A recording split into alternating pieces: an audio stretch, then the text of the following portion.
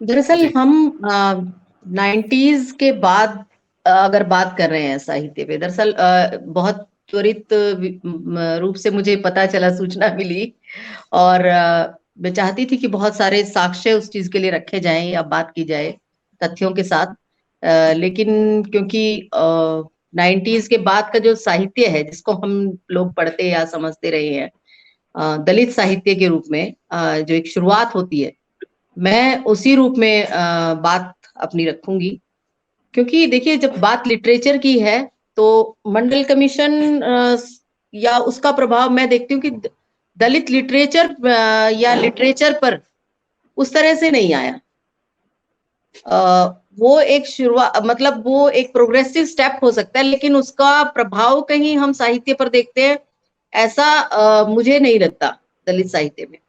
और दलित साहित्य तो बहुत शुरुआती, मतलब ये कह लीजिए कि बिल्कुल शिशु शिशु काल में अगर हम माने उसको, तो वो पूरी की पूरी जो साहित्य की पृष्ठभूमि है, हिंदी साहित्य में अगर हम उसको देखना चाहें, अगर जिसकी हम बात करेंगे लिटरेचर, क्योंकि यहाँ हम इन दोनों को अलग अलग नहीं देख रहे हैं।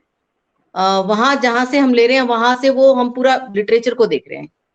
तो उस लिटरेचर में दलित लिटरेचर या कहें या दलितों की भागीदारी कहें, वो वहां पर नगण्य है उस रूप में। वो जितना भी साहित्य आ रहा है वो सारा का सारा हिंदी साहित्य के रूप में, मतलब एक पहचान के रूप में आ रहा है। और उसको, उस साहित्य को हम केवल सहानुभूति का साहित्य, जैसे हम कहते हैं कि सहानुभूति का साहित्य, तो वो जितना भी लिटरेचर है वो उसी फॉर्म में आ रहा है। और उस साहित्य ने जो जो साहित्य, चाहे वो प्रेमचंद का साहित्य हो, मैं अभी दरअसल मैंने अभी कुछ किताबों पे काम किया। जैसे मैंने अभी मित्रों मरजानी, जिसपे ज्ञानपीठ मिला कृष्णा सोबती को, 1925 में ये नॉवल आता है। और उससे पहले सावित्री बाई फूले और तमाम महिलाएं जो हैं वो प्रोग्रेसिव होकर आगे शिक्षा के लिए और समाज में जागरूकता के लिए, ज्योतिबा फूले, सावित्री बाई फूले, अंबेडकर, पेरियार, उससे मतलब पूरी एक श्रृंखला है। तो सावित मित्रों मरजानी लिख रही है कृष्णा सोबती, उनको बहुत जागरूक महिला के रूप में, बहुत जागरूक लेखिका के रूप में देखा जाता है। लेकिन वो लिटरेचर में उनके उस रूप में नहीं आता। आप अगर मित्र मर्जानी, छोटा सा उपन्यास है, उसको अगर छोटा आप उठा के देखेंगे, जिसपे छोटा सा करेक्शन कर लें, वो जी जी, 1925 की पृष्ठभूमि हो सकती है वहां, लेकिन वो 1966 में उपन्यास आया था। जी। उपन्यास 66 में आया है, लेकिन वो हाँ, पृष्ठभूमि उसमें वही है। तो दरअसल और उपन्यास 1966 में आ रहा है, आप ये यही मैं बात कहना चाह रही हूँ। तो उससे पहले इतना सारा मूवमेंट, इतनी पृष्ठभूमि दलित साहित्य की, अगर हम उसको दर्ज करना चाहें तो वो आ सकती थी। जब हम एक प्रोग्रेसिव महिला का साहित्य उठाकर देख रहे हैं, तो आप चाहे उनका मित्रों मरजानी देखिए, दुनिया भर के उसमें दलितों को कोसा गया, मतलब जितनी जातियों को गालियां दी जा सकती थी। देखिए, जब लेखक किसी पात्र से भी अगर कुछ कहलवाता है, तो उसके पीछे मस्तिष्क या माइंडसेट जो होता है वो लेखक का ही होता है, मैं ऐसा मानती हूँ। तो उसी उन्हीं संवादों को, उन्हीं डायलॉग्स को दूसरी तरह से कहलवाया जा सकता था। अब हम अगर इस बात को देखें कि 90 के दशक तक हम बात कर रहे हैं आते आते, तो उसके बाद जितना भी साहित्य, चाहे वो प्रेमचंद का साहित्य हो या बाद में जितना भी लिटरेचर जो लोग आए और लिखा गया, तो वो सारा साहित्य कहीं ना कहीं उसी मतलब परिपाटी पर है। सारा का सारा साहित्य उसी वही मापदंड है, दलितों का कृष्णा मूल्यांकन उसी कृष्णा रूप में होता है। कृष्णा सोप की आरक्षण आरक्षण विरोधी स्टेटमेंट लेकर आती हैं पूनम जी। जी बिल्कुल।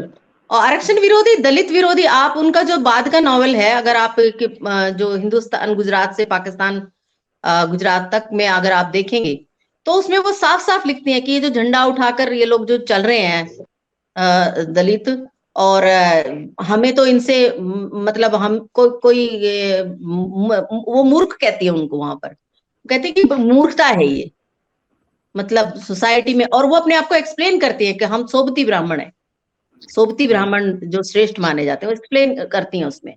तो वो जो माइंडसेट है, मतलब मेरा कहने का मतलब ये है कि पूरा जो लिटरेचर जिसपे आप किसी को ज्ञानपीठ दे रहे हैं, तो ये देखिए माइंडसेट कहाँ से आता है। जब आप अवार्ड भी किसी को दे रहे हैं, जो संस्थान हमारे हैं जो अवार्ड भी दे रहे हैं, वो उसी माइंडसेट के तहत देते हैं। वो अवार्ड उन्हीं मतलब ऐसी महिलाएं, ऐसा थोड़ी था कि जब वो मतलब यूरोपियन जो मूवमेंट होते हैं, जैसे एलीट जो मूवमेंट था कि एलीट फेमिनिज्म से वो लोग प्रभावित होते हैं और लिखते हैं, लेकिन उनको सावित्रीबाई फूले का या फातिमा शेख का, उनका सबका लिटरेचर नहीं दिखाई देता। जी जी। बाद तक के साहित्य में आप ये चीज देख सकते हैं। अभी तक जितना भी साहित्य आया है उसमें, उस लिटरेचर में आप अभी तक भी जो किताबें आ रही हैं, आप देखिए कि वहां दलितों के सवाल अब वो बोलने तो लगे हैं, बोलते हैं उस चीज पर, लेकिन वो वही स्टैंड वही होता है कि हम उनके साथ खड़े हैं। पैरेलल लिटरेचर फेस्टिवल होगा तो भी उसमें दलित लिटरेचर को अलग से रखने की बात, कि हमने दलितों पर बात कराई या दलित लिटरेचर पर बात कराई, तो वो मानसिकता होती है। उनको साथ लेकर चलने वाली बात नहीं होती है। आप हंस वाले आयोजन में आमंत्रित नहीं थी? जी, आप हंस वाले आयोजन में नहीं गई थी क्या?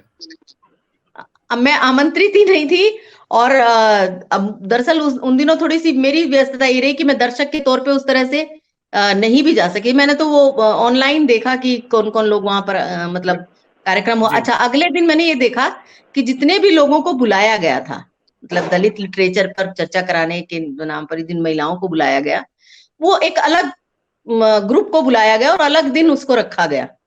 तो वो क्लिक किया थोड़ा सा कि ये क्या है, मतलब एक साहित्यिक कार्यक्रम आप इतना बड़ा आयोजन करते हैं साल में एक बार प्रेमचंद के साहित्य के नाम पर और उनको याद करते हुए, और लेकिन दलितों को प्रेमचंद पर बात भी अगर करनी है तो उनको आप अलग से बुलाएंगे, अलग से उनके लिए रखेंगे। नेपाल में लिटरेचर फेस्टिवल होता है और वहां पर रचनाकारों को, दलितों को नहीं बुलाया जाता। यानी आप मान रहे हैं कि ये अलग तरह का साहित्य है, ये अलग साहित्य है, या साहित्य नहीं है, शायद ये भी एक है कि ये साहित्य भी नहीं है, अभी इसको भी स्वीकार नहीं कर पा रहे।